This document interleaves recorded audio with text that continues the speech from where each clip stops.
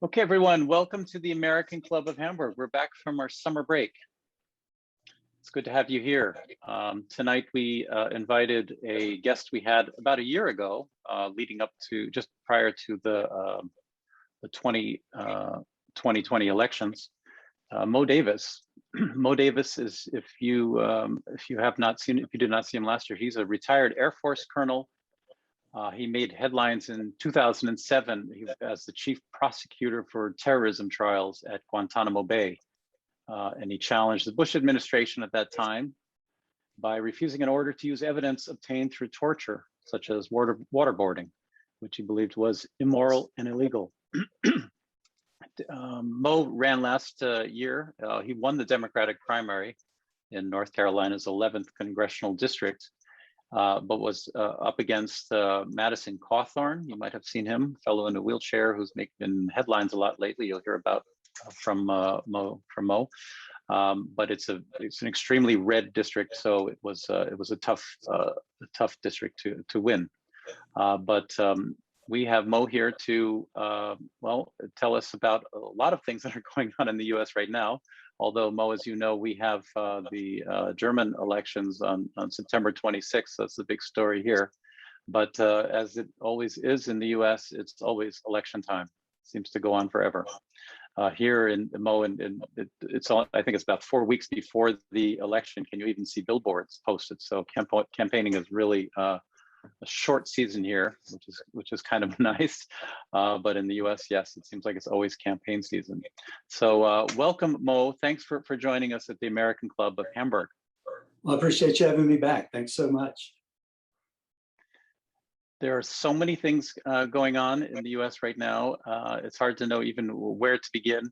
But maybe I think just with the main thing that, yeah, election season. It's please tell our viewers here when election season, why it's election season already, what's coming up, primaries and the like.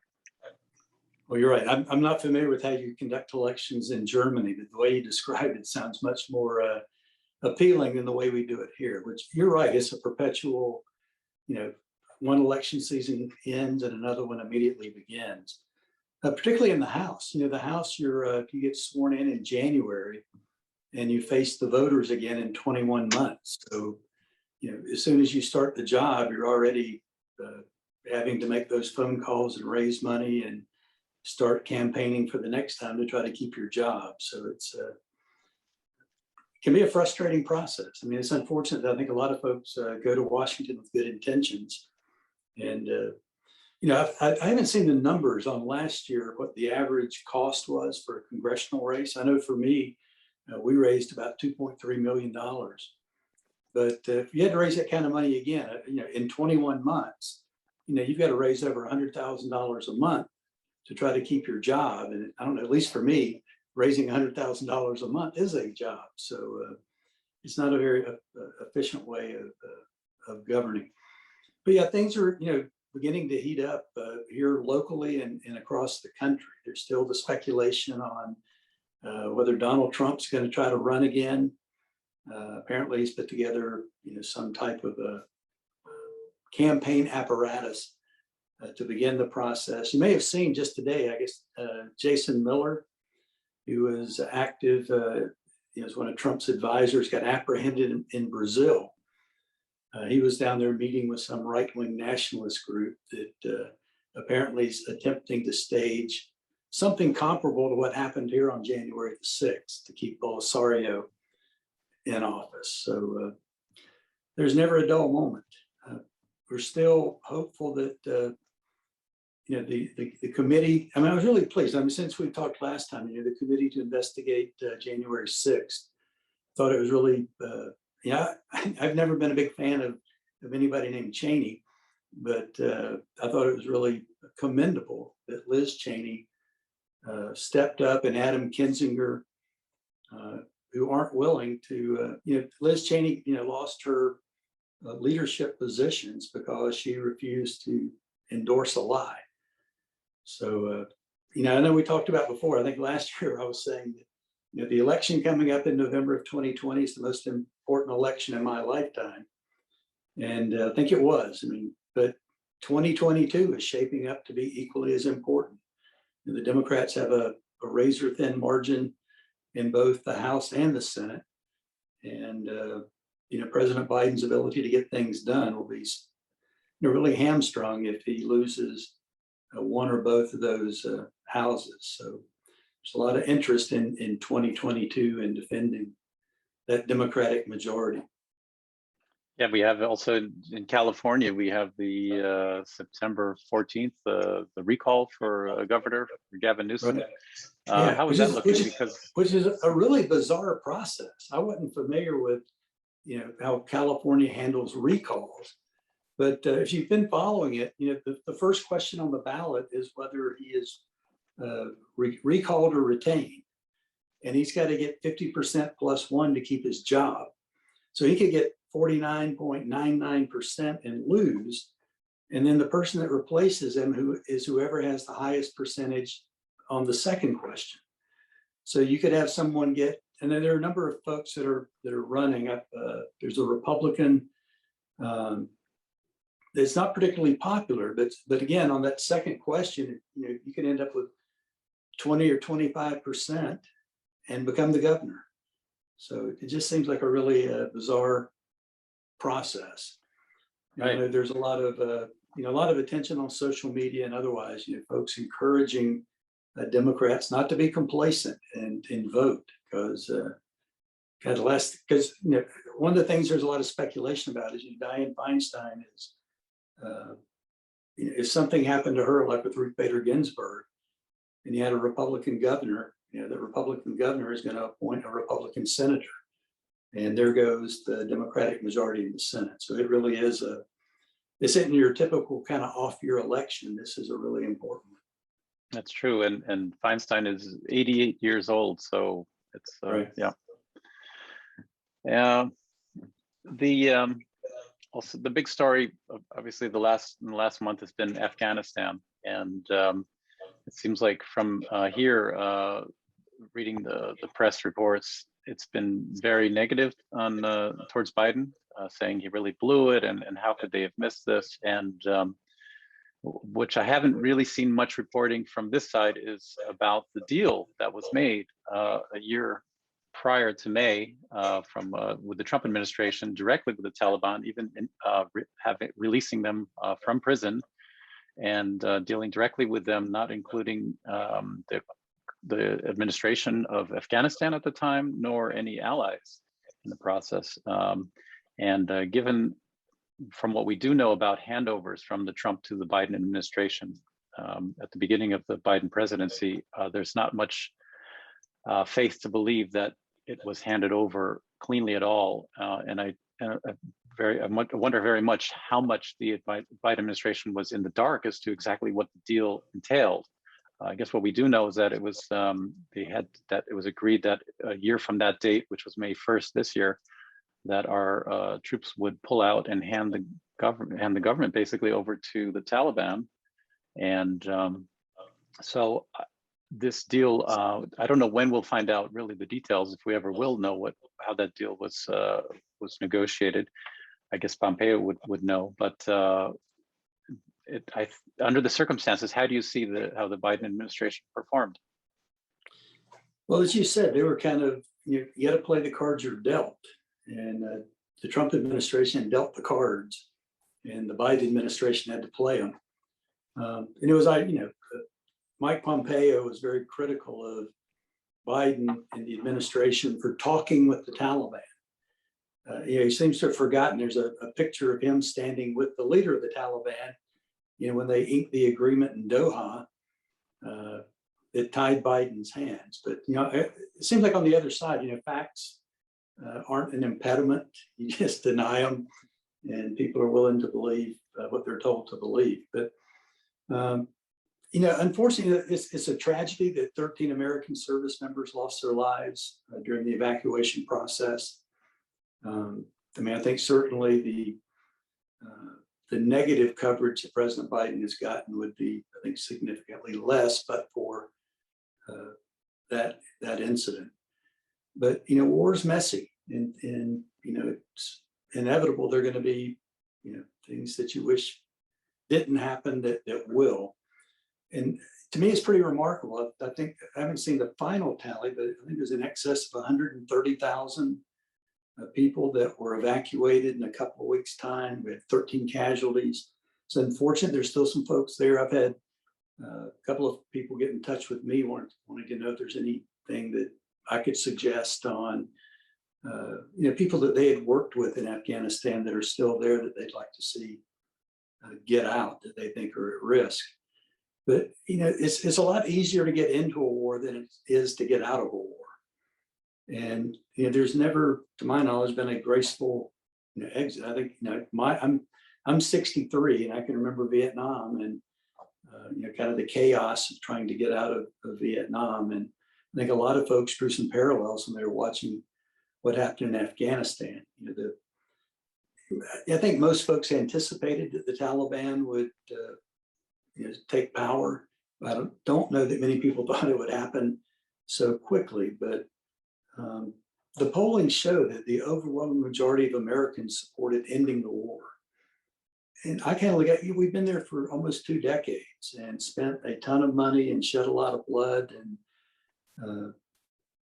I think a lot of folks felt like we gave the Afghans the opportunity to, get some, stability and ability to have the country that they want to have. And if we can't do it in 2 decades, I don't know that staying longer was going to lead to a better outcome. I mean, in all likelihood, it'd just be more blood and more money wasted. So hopefully, I'm hoping there's some takeaways from this that, with Vietnam, with Afghanistan, that maybe there's some takeaways that, that rushing into some of these things is a decision that shouldn't be made lightly. There are long-term consequences, and we've certainly seen it. It's been interesting, you mentioned the media coverage. There's some in the media that are critiquing the media coverage because some predicted, the media was going to jump on the, Biden botched it and it was going to tank his poll numbers, and it became a self-fulfilling prophecy that, when the public gets a steady diet of negative, that it leads to negative consequences. So certainly, President Biden's poll numbers have dipped. But I think when the dust settles, that the folks I know that military folks that I talk with, that I think by and large are pretty. You can always look back and Monday morning quarterback and find a better way to have done things. But I think overall, getting that many people out without worse consequences, I think is a pretty Herculean feat on the part of the Biden administration. One of the big challenges now is a lot of the Afghans are arriving here in the U.S. and it's going to be interesting to see. Again, you're seeing the fear mongering that we're bringing in disease and terrorism and all those kinds of things. But I'm hopeful that we can help. Those folks stood shoulder to shoulder with us. And I'm really pleased to see so many in the military and former military that have felt very passionately about honoring our commitment and not leaving those folks behind. So we had some money left over after the campaign ended. And so I spent the last couple of weeks just distributing it because I want to wrap up the campaign and quit having to file quarterly reports and do all the other things. But we're going to donate some of that to the Afghan refugee resettlement to try to help those folks get their feet on the ground here in America and get off to a good start. Oh, that's a great cause. Thanks for doing that. Sure. Are you were you able to? You said you were contacted about helping some individuals there. How did that pan out? Not well. By the time was it Monday? It was a Monday, I believe, is when the final plane came out of Kabul, and it was over that weekend that I got a couple of phone calls and emails from a couple of folks that over the course of time had got to know some people in Afghanistan that they felt were in danger. But by the time they got in touch, it was kind of, we were down to really withdrawing military personnel out at that point. So I'm hoping there'll be a happy ending, but I think, at least from what I've heard, the couple of folks that have contacted me weren't successful in getting their colleagues out. Let's see. I just want to remind everyone in the gallery, if you have questions, you can send me a message on chat that you'd like to ask something, maybe shortly, just with a topic you would like to ask. And in the meantime, I will just continue on and go through some of the so many key issues going on in the U.S. right now. It's great to have your take. One of them is obviously with voting rights. Big issue in the news, and also locally for you in North Carolina, with now that the census was taken and the redistricting, I think going up to 14 districts, and with the Republicans in charge of the process there. How do you expect that? Let's start with your district, and then maybe come like an onion, go outwards. Well, yeah, North Carolina, the census data, we ended up adding about 1 million people over the past decade coming to North Carolina, so that we're going to go from 13 congressional seats to 14. If you look back at 2020, when we had 13 seats, if you go, our State Board of Elections, you can go on their website and it's got all the data. But if you look at it, now maybe off just a tad on the numbers, my recollection is that in those 13 congressional races, Democrats got, I think, 2.66 million votes, and Republican candidates got 2.63 million votes. So Democrats got a slightly bigger share of the vote, but of the 13 seats, the Republicans got 8 and the Democrats got 5. So the only way you can make 50-50 equal 62.5 is by manipulation. And certainly, I'm sure you're familiar with cracking and stacking.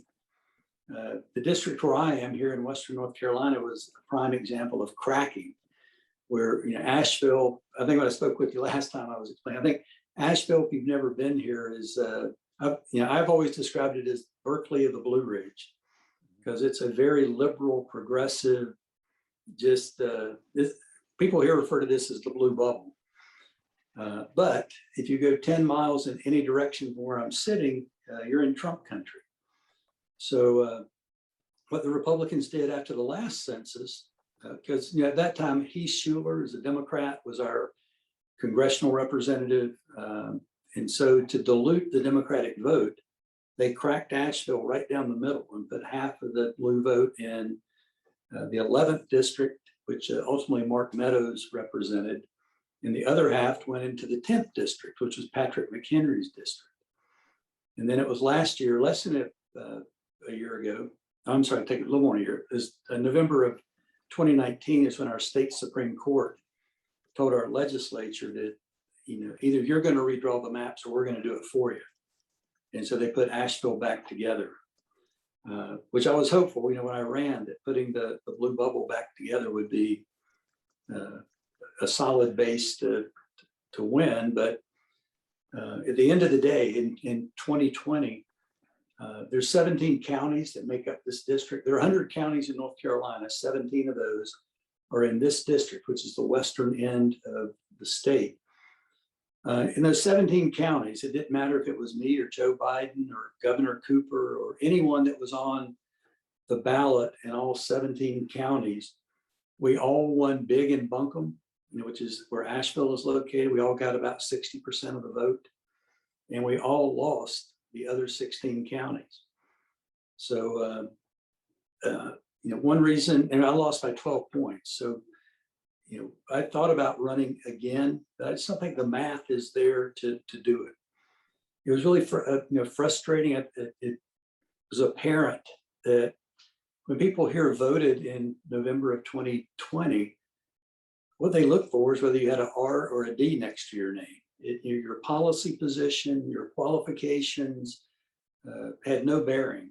It was strictly, are you a Democrat or Republican? Because again, in those other counties where Joe Biden, Cal Cunningham, me, Governor Cooper, there wasn't 2 points of difference in the vote totals that we all got in those other counties. So, I is thinking about running again. I just don't think the math is there to make it work. But I think we're going to get there. I think the good news is we're going to get there. I lived up in Northern Virginia, right outside of DC, before moving down here in 2019. And when I got to Northern Virginia, it was solid red. Like some of you may be familiar, there's a gentleman named Stewart, who is the chairman of our county board of supervisors, whose kind of central theme was preserving Confederate heritage, which is interesting because he was born and raised in Duluth, Minnesota, which is not exactly the capital of the Confederacy, but he moved to Virginia, found this niche, was chairman of our county board for about a decade. In the interim, he ran for governor and lost. He ran against Tim Kaine for the Senate seat and lost. But over time, the demographics in Northern Virginia changed. And by the time we left there, he was out of office and replaced by a liberal Democrat. Our state representative was a guy everybody called bigoted Bob Marshall. He was, when North Carolina passed their bathroom bill, Bob Marshall tried to implement one in Virginia. And the Democrats ran Danica Rome, who's the first transgender woman ever elected to the Virginia legislature. But what made it possible to do that was the change in demographics. And I see that happening here now. Now, I mentioned North Carolina, the population has grown by 1 million. What also has changed is the makeup. North Carolina a decade ago was 69% white. Now it's 62% white. Mm-hmm. If you look at the 17 counties here in this district,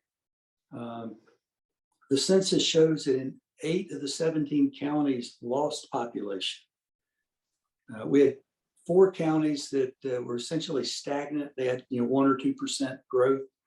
And then we had 5 counties that had 5% plus growth. And leading that is Buncombe County and Asheville.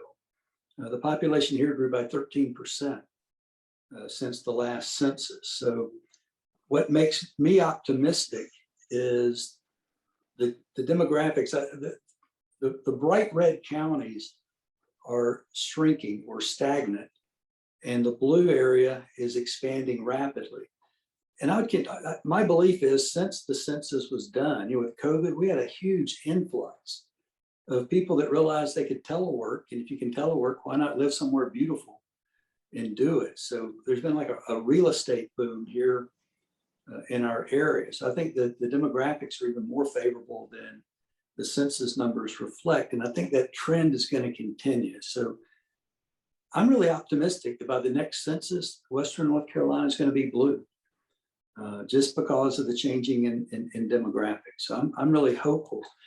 Where I think we can make a difference here in Western North Carolina in 2022 is we have a state Senate, or a U.S. Senate seat. Richard Burr, is not running for re-election to the Senate, so it'll be an open Senate seat.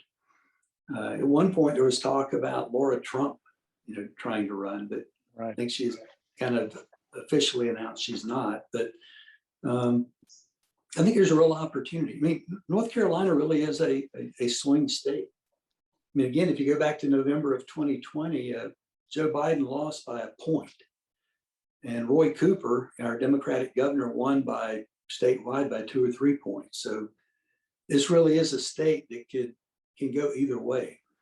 And so I'm really trying to focus my efforts is to help whoever the Democratic nominee is for the Senate seat. And if we could just pick up, there are a couple of folks running that are really good candidates. I've endorsed and supported Sherry Beasley, who was our Chief Justice of the Supreme Court. She lost her re-election bid out of over 6.5 million votes that were cast. She lost by 400 votes.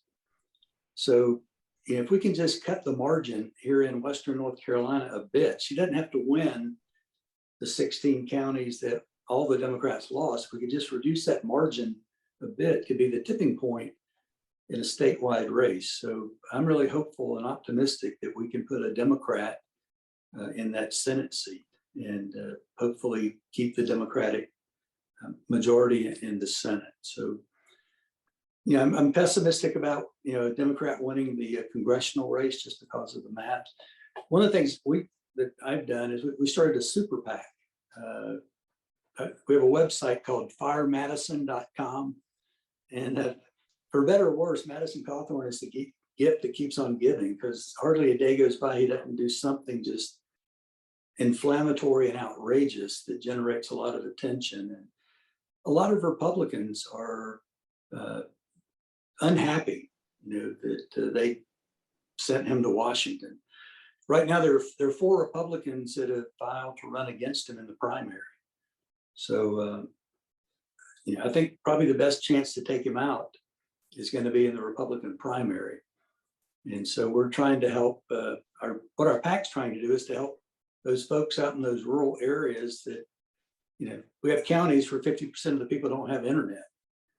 And so their news, sources are pretty limited. And we want to make sure they know, what he's done and doing is not helpful for them. He's been down here a good bit, going to school board meetings and railing against the mask mandates and the vaccination requirements.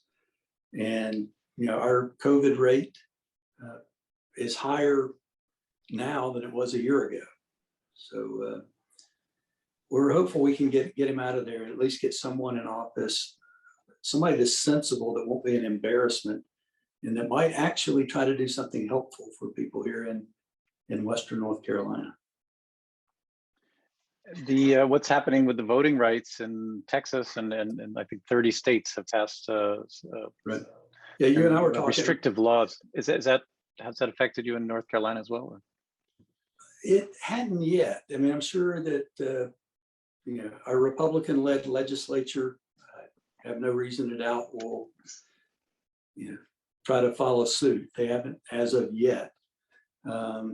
Essentially, we just had, there is voting fraud that takes place. We just had if you recall, we had the 9th congressional district had to have a special election after they found that there was a Republican that was doing ballot harvesting. Right. Yeah. In fact, he was just sentenced last week to 6 months in prison for voting fraud. So there is fraud, but it's on the other side. But there's, it's another one of those self-fulfilling prophecies. The Republicans keep talking about this non-existent problem, and these bills they say are the solution to that problem, where what it really is a solution to their problem. And their problem is that democracy and demographics aren't their friend. And so they're trying to make it difficult and to try to cling to power through, whatever means they can. And, it's, you and I were talking right before we got started that Governor Abbott in Texas this afternoon signed their bill restricting, voting rights there. And I'm sure it will come here as well. But we've got to make sure, Democrats we're going to have to double our efforts and get people registered and get them to the polls and take control of those state legislatures. I mean, I begrudgingly have to give credit to the other side. They played the long game and ran people in those state and local and county offices, and that's enabled them to do what they're doing. Because again, in a state like North Carolina, where it really is essentially a 50-50 state, they've been able to leverage the power that they got at the local level to their advantage. Okay, we have with us tonight is also our partner club in the United States. It's the German American Business Council of Boston, and we have Mike just asked a question. Mo, I hope it's quite specific. Sure. So I'm not sure, but he's asking about the Islamic legal code in Afghanistan. Mike, or you want to unmute yourself? Yeah, hi. So it's not great to see the Taliban back in power, but I am hopeful that we can do a better job of understanding them and scrutinizing them this time around. My question is, what are some examples of fiqh or usul al-fiqh that they are most interested in implementing? My best guesses would be Fatala al-Amgiri for an example of fiqh that is probably the most major and well-known compendium of Hanafi fiqh, and they are a Hanafi group. And then the Hidayah would be an example of usul al-fiqh. I'm curious to know if these are good guesses and if there are any other guesses you would make, and if you have read any of these sources to see what it is that they're operating on. Yeah, I'll answer the last one first. No, I haven't read those. I'm not familiar with them. I don't know. I hate to say cautiously optimistic. It at least seems to be the Taliban largely kept their agreement to not interfere in getting folks to the airport and getting them out of there. It would seem, at least from what they're showing so far, we're sitting on a bunch of their money. It at least appears they have some desire to be recognized as a legitimate government, which hopefully is some leverage to temper some of their worst instincts. I know one of the, I forgot the exact name, one of the folks that showed up in the palace was a former Guantanamo detainee.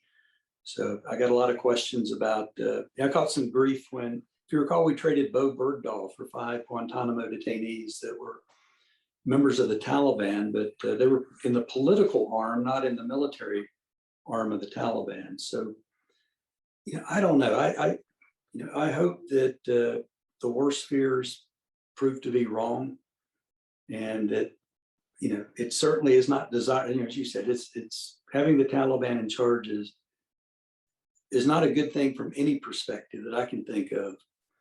But I'm hoping that their desire to be recognized as a legitimate government will moderate their behavior. And I don't know, you've got a whole 20 years of a whole generation that has grown up in Afghanistan without Taliban authoritative control. So it's going to be interesting to see how an entire generation reacts to the new. I don't know if you saw today, there were protests in the streets of Kabul, which I thought was kind of a remarkable thing to see. So how long the Taliban will tolerate that, I don't know. But they certainly, I don't think anyone here anticipated how quickly they would take power. But, I think a lot of folks wish things had gone differently, but we've got to deal with the situation as it is. And I just, again, I think I'm hopeful that we can make it work in the most palatable way possible. Thanks. And I saw also today wasn't it the Interior Minister was on the FBI most wanted list, or so. Yeah, it's not a good group of people, but like you said, we have to just deal with them. Right. The infrastructure bill, that's also, I think this week there's even further action on that. The reconciliation bill, of course, with the hard infrastructure investment around $1 trillion, and then the soft infrastructure, which are, how do you see that proceeding here? Do you think they will pass? Yeah, I think it will. I think it's gonna, if you recall, during the Trump administration, every week was infrastructure week. Yeah. We just it never got done. So it's, I don't know if you followed it too. Here in Western North Carolina, we had the remnants of Hurricane Ida came through, and we had just torrential, we had as much rain in 24 hours as we normally get in a couple of months. And the next county over is Haywood County. And I think the death toll was 7. People just got swept away. So there's a lot of damage. We need support for infrastructure. I wrote an op-ed a couple of weeks ago in our local paper because our representative, Mr. Cawthorn, is constantly railing against socialism, but he never defines what that is. What does he consider to be socialist? When he had his accident, he got disability checks from the Social Security Administration. He flies in and out of the Asheville Airport, which is a government, run and operated facility. And, nobody's ever really pinned him down on what is socialism. So one of the things I tried to point out in my op-ed is he had made a comparison to that Biden wants to turn America into Cuba. And I pointed out that even, after the Castro brothers were out of power and the government became slightly more liberal, there are only 13% of the Cuban population that are in the private sector, and 87% are in the government sector. So if you see somebody building a highway, they're working for the government. We're here in America, it's the exact opposite. We have 87% of our population is in the public sector, the private sector.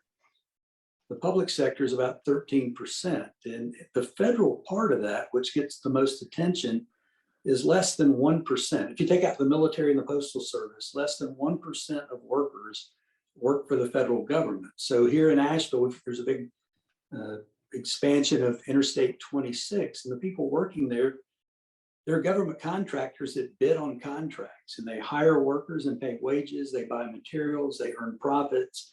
That's called capitalism, not socialism. So I think this infrastructure bill is, I think, sorely needed.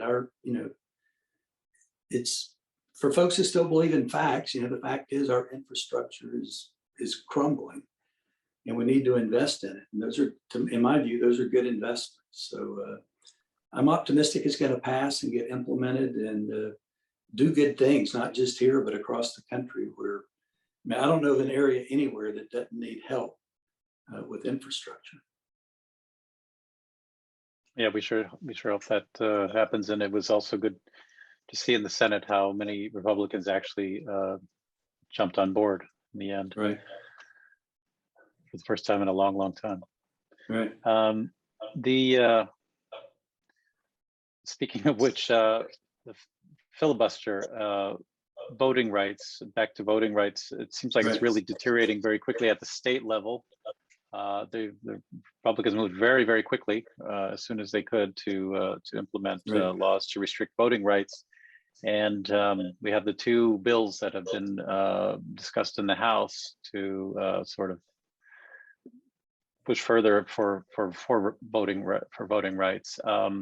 Do you think they will? It looks like they'll need a filibuster for that, and also I'm not sure if our friend from West Virginia will also, Joe Manchin, will play ball. But do you think they will eventually come up with a filibuster exemption for this, or how do you see this, or the long filibuster we actually have to stand on the floor and filibuster? Right. Yeah, like Mr. Smith when he went to Washington. Right.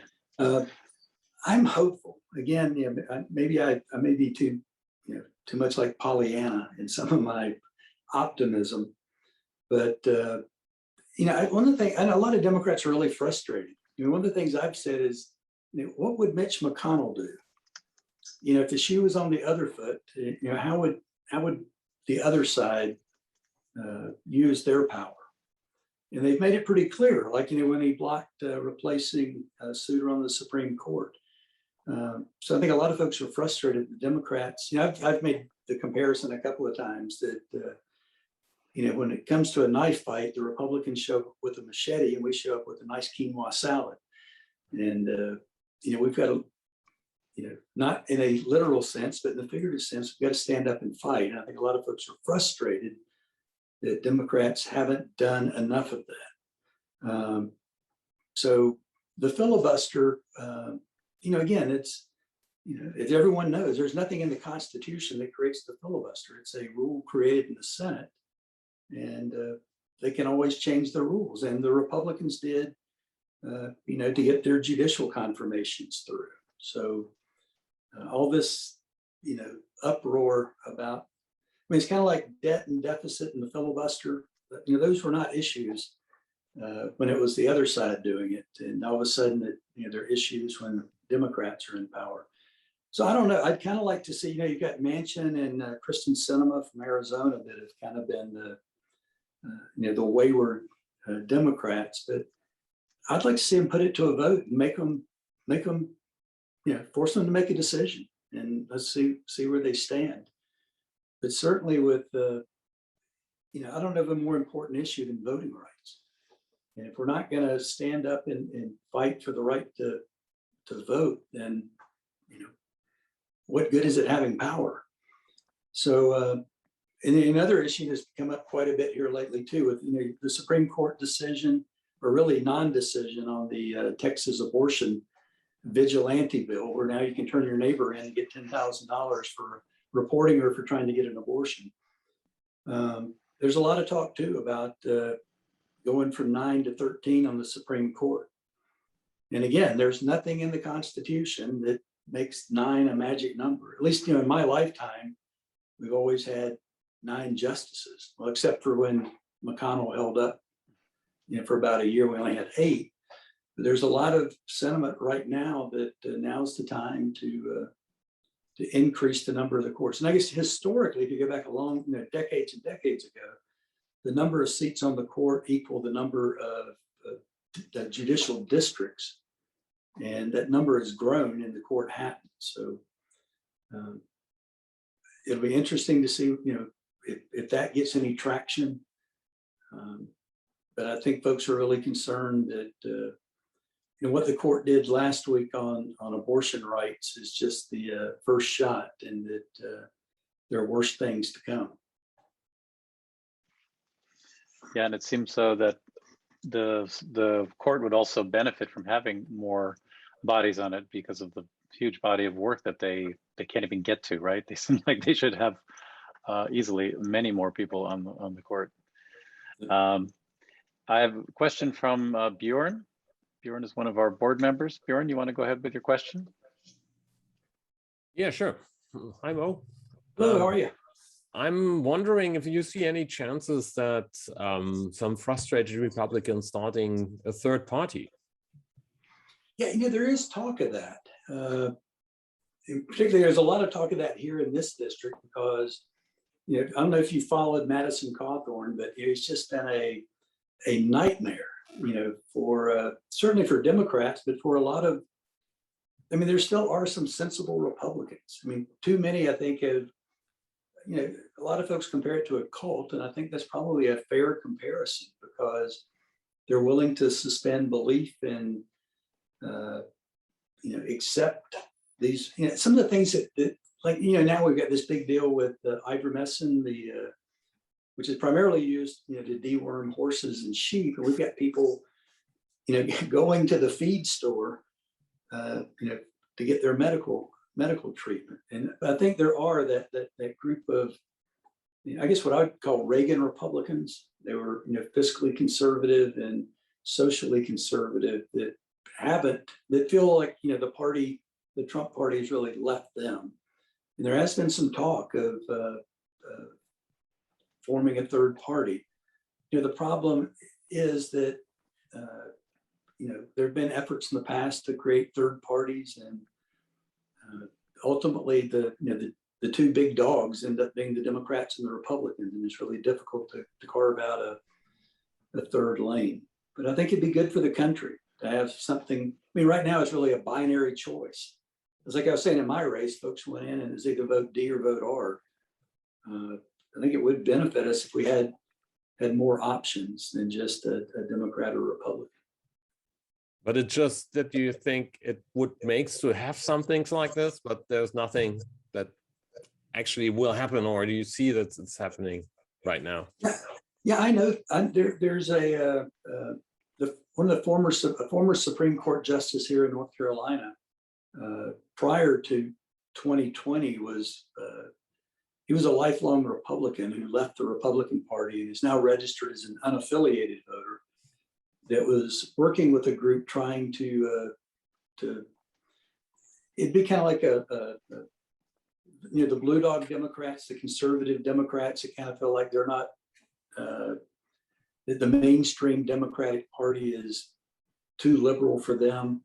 And then on the Republican side, those that just can't tolerate the Trump wing of the party, that if you could pull those two groups together, you could have kind of a sensible center. And but so far their efforts haven't gotten a lot of traction because it's just really difficult to get people on the ballots and get people to put money behind the effort. And again, I think in the long run it would be beneficial to do it. And certainly the conditions right now with Trump still holding sway over the Republican Party, I think the They would conditions are probably- about as ripe as I've ever seen in my lifetime for a third party to rise up. Wouldn't they become a kingmaker of sorts? They could be. They could. Yeah, they certainly could be. Because again, like the district I'm in, if you look at the voter registration, it's about 30% or 32% Democrat, 32% Republican, and so the biggest block are the unaffiliated voters, the independents, who don't feel like the Democratic Party or the Republican Party represents their interest, and so they've chosen to take that middle ground. So I think there's an opportunity if it just had the resources to get it up and running. So I don't know. We'll just have to stand by and see what happens. But I think it would certainly, again, I think it'd be beneficial for us. Okay, thank you. Sure. And I guess Liz Cheney is sort of could be a leader of the old conservative guard, or even Mitch McConnell. I don't know who would try to break away from there. Yeah, I don't. It's like I said, it's a difficult problem because again, let's say like here locally, we've got some folks that have tried to stand up a third party, but let's say you did and you're successful, then you get to Congress and what do? You don't really have a caucus unless you can, make that effort a nationwide effort and have some positive results across the country. But I think it's certainly worth the effort to give it a shot. I think it would really shake up the two-party system if a sizable chunk of the electorate, made it clear that they're dissatisfied with both parties. And how do you see it now with, it seemed like at one point Ron DeSantis was trying to fill the shoes of Trump's leaving, but they also seem to be a bit of conflict there, Trump kind of moving back into that space. So where is that currently? The power struggle. DeSantis, there was some polling, I think it was at CPAC, and, he's the, kind of front of the, take Trump out of the picture, DeSantis is kind of at the front of the pack with, there are other folks like Nikki Haley and, others that, I think have ambitions, Marco Rubio, but DeSantis, and again, I think a good number of folks in Florida are really frustrated that, the decision-making there seems to be more oriented towards his national aspirations than the current needs of his citizens in Florida. Their COVID problem down there has just been, I think it still is the worst in the country. But again, Trump's the wild card. If he decides he's going to run again, then it's going to be difficult for a DeSantis or anybody else to take that on because, again, it's a minority, people that are committed to Trump. But that base, if you take that base out of the Republican Party, you can't win. So it's a difficult, a difficult situation. It's disappointing too. I don't know if you ever read Hillbilly Elegy. God, I'm drawing a blank. J.D. Vance wrote the book about growing up in Appalachia and in the Kentucky, Ohio, coal districts, and kind of explaining how, the Tea Party, Trump Party kind of took root in the community he grew up. He was a guy who joined the military and then came back, went to Harvard Law School, very successful investor. And now he's running for Senate in Ohio. And in the past 6 months, it's just done a 180 and become a total, anti-vax, anti-mask, Trump supporting, fact denying candidate. So it's disappointing to see that people that have more intelligence than that will pander to whatever interest they think can get them in office. Just before we got on the air here, you mentioned that at Guantanamo, your your former job down there at as Right. prosecutor, that they're resuming the trials there. What's happening down there? Yeah, just for a quick, the 20th anniversary of 9/11 coming up, Guantanamo and the whole 9/11 era is getting a lot of attention. It was 15 years ago, in 2006, I was the chief prosecutor. September of 2006, about right now, is when the airplane landed and the high-value detainees that had been in the CIA black sites got off the plane and arrived at Guantanamo. And 15 years later, there's only one of the high-value detainees that's been tried, convicted, and sentenced, and that was Ahmed Gilani. That was the East Africa embassy bombings, and Gilani was the only detainee ever brought to America and prosecuted in federal court, and he was convicted in 2011, so a decade ago, in federal court, where the other high-value detainees are still floundering in the process at Guantanamo. I think I was telling you before we went on the air, this morning on the CBS Morning News, Catherine Herridge, who's their justice reporter, was broadcasting live from Guantanamo. And they were having pretrial hearings this week in the 9/11 cases, Khalid Sheikh Mohammed and the other four. And it's the first hearing, I think, in over a year. COVID, obviously had a big impact. It's the first hearing they've had in a year. And she's down there covering. There's a new judge on the case. The chief prosecutor, General Mark Martins, is retiring. So there'll be a new chief prosecutor. There's still no trial date set, but Catherine Herridge was pointing out that she's been covering this topic since 9/11. And she said a lot of the 9/11 or some of the 9/11 victim family members that she's kept in touch with over the years, some of them are dying off just from old age because it's been 20 years since 9/11. And I think she was expressing her frustration that for many of the 9/11 victim family members, they'll never get to see justice done because the military commissions became a political issue rather than a justice issue. So trying to think who it was. I saw somebody interviewed this morning, former government official. They were asking about, Biden has pledged he's going to close Guantanamo, as Obama did as well.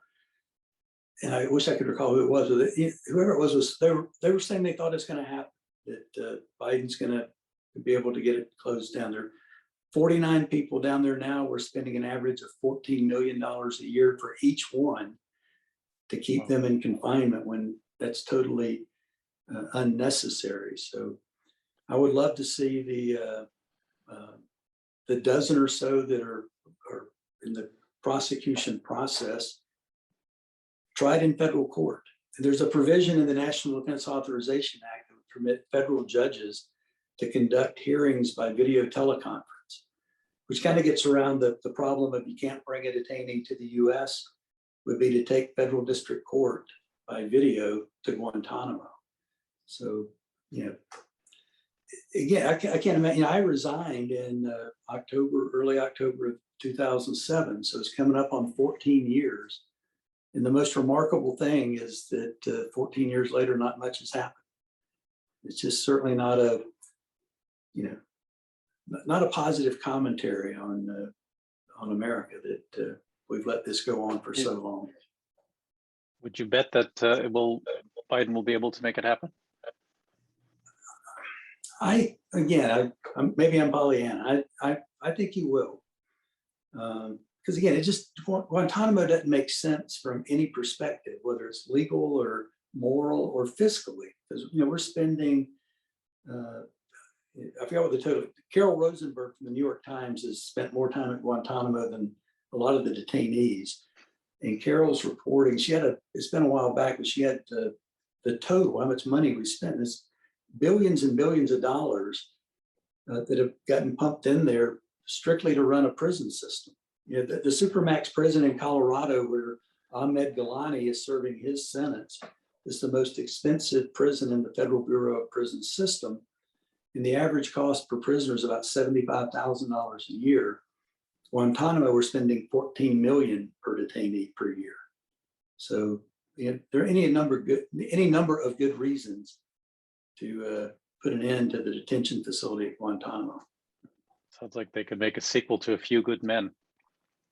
Yeah, it's interestingly, A Few Good Men was written by David Iglesias, who was a Navy JAG, who went on to, and it was a composite, it's not a true story, but kind of a composite of his experience as a Navy prosecutor and having been stationed at Guantanamo. But if you remember during the Bush administration where they cleaned house and they fired a bunch of US attorneys for not being Republican enough, he was one of those US attorneys. And I met him a couple of times, a really good guy. And it was a good movie. Everybody will always remember Jack Nicholson and his famous line there at the end about not being able to handle the truth. Yes. Where are most of the people being settled from Afghanistan, resettled into the U.S.? Is it only down to a few states, or is it being spread out? How is that? I think it's being. I mean, right now I know at least some are going to Fort Lee in Virginia. A lot they're kind of, as they're coming in, they're going to either current or former military facilities for the most part.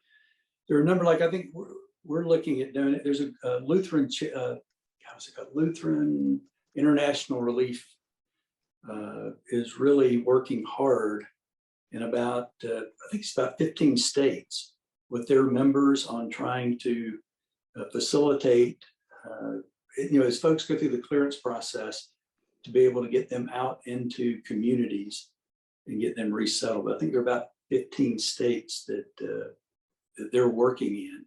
But I think right now there are about a handful of kind of entry points that they're coming into the country.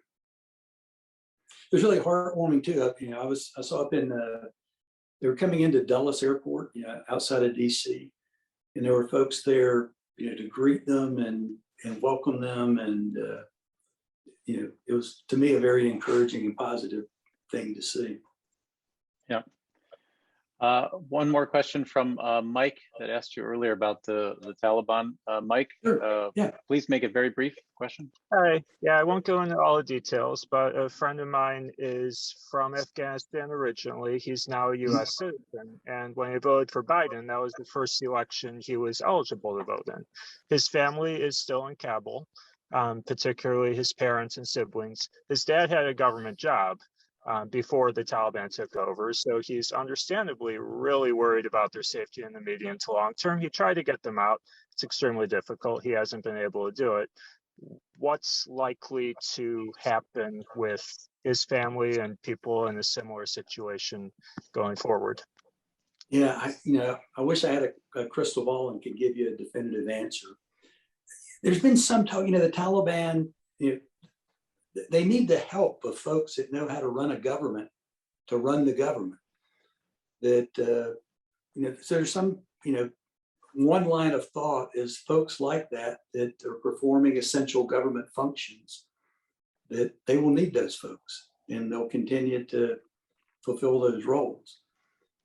On the other hand, depending on exactly what his job was, if it's something that, the Taliban would, not favor, then I think certainly they could be in jeopardy. And I forget the number. There was recently a small group that was able to come out by land to get out. So there's still a trickle of folks getting out of Afghanistan. So I know there's still thousands of people there that, with the benefit of some more time, we likely would have gotten out. So I'm hopeful that, we can continue that process to get as many people out as possible. But I don't know. Again, I don't have a crystal ball. I want to be optimistic and hope things work out, but I just don't know. What does that process look like into this next month after the deadline's passed? I don't know. I mean, it's like I said, the group that I read about this morning that got out, I'm not sure who, they're private groups like Eric Prince, from Blackwater. I think it was like $7,500 a head. He was making arrangements to get people out, which is, I certainly don't favor that approach, but I hope our government continues to be in communication with the Taliban and continuing to dialogue with them and to try to get out those other people that stood with us, that we have an obligation to do all we can to keep our commitment to them. But I just don't know. It's it's a work in progress, and I hope it turns out favorably, but I just don't know how it's going to end. Mo, we're up on the hour, so I just want to wrap it up here and thank you so much for us on behalf of the American Club of Hamburg, and also for those that have joined from Boston, from the German American Business Council. Thanks so much for coming back to us. Well, we know that the December deadline to file in North Carolina for Congress, if you change your mind and do run, then definitely we want to have you back and hear from you. Otherwise, maybe this time next year before the midterm elections, if you could spare some time, we'd love to have you back. Yeah, well, I'd love to do it. We can see whether I've been Pollyannish or not, and let's keep being optimistic and keep working, and keep our fingers crossed that things are going to work out well for everybody. But thanks for having me. I really do appreciate it, and everybody take care.